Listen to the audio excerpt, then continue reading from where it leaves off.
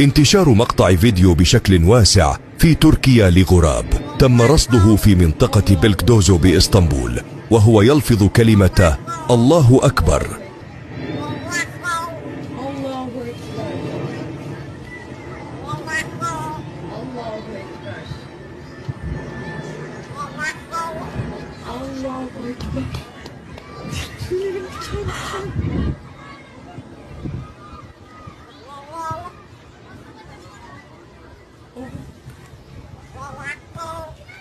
Tövbe estağfurullah. Allah'ım sen büyüksün yarabbim ya. Allahu Ekber.